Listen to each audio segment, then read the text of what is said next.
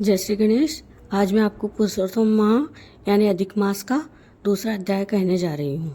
सुत जी कहने लगे, हे ऋषियों, मैं श्री सुखदेव जी को राजा परीक्षित को श्रीमद् भागवत की कथा सुनाते देखकर आया हूँ।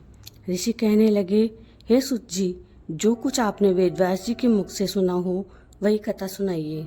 सुत जी बोले, हे ऋषियों, जैसा मुझ में ज्ञान है और जैसे मैंने व्यास जी के मुख से सुना है वह मैं तुमसे कहता हूँ। एक समय नारद जी विचरण करते हुए भगवान नारायण के निवास स्थान में पहुँचे। वहाँ पर भगवान के चरणों से अलकनंदा बह रही थी। वहाँ पर ब्रह्मा में मन लगाए जितेंद्रिय, निर्मल और तेजोमय ऋषि को देखकर भगवान ने उनको नमस्कार किया। तब साष्टांग नमस्कार कर श्री विष्णु की स्तुति करते हुए नारद जी कहने लगे, हे देवादिदेव, संसार के स्वामी, दया सिंधु, आप सत्यव्रती हो, त्रिसत्य हो, सत्य के सार रूप, सत्य से ही उत्पन्न और असत्य योनि हूँ। आपको नमस्कार हो। हे भगवान, सब प्राणियों का हृदय विषयों से आसक्त है।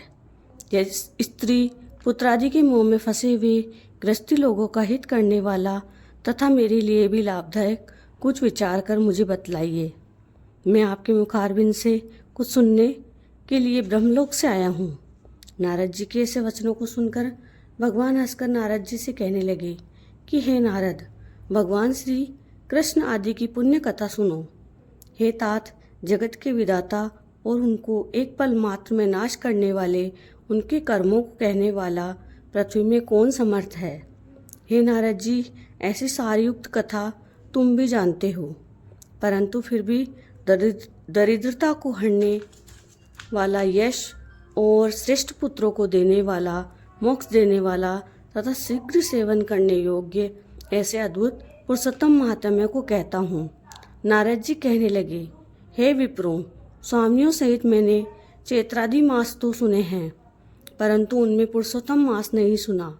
ये पुरुषोत्तम कौन सा मास है और ये कैसे हुआ? हे कृपानिधे, ये आप मुझे कहिए। इस मास का स्वरूप और विधान मुझसे कहिए। क्या करना चाहिए, स्नान कैसे करें और दान कैसे करें, और जप, पूजा तथा उपवास आदि के क्या साधन हैं। इसके अतिरिक्त और भी कोई सार हो वह सब बतलाइए।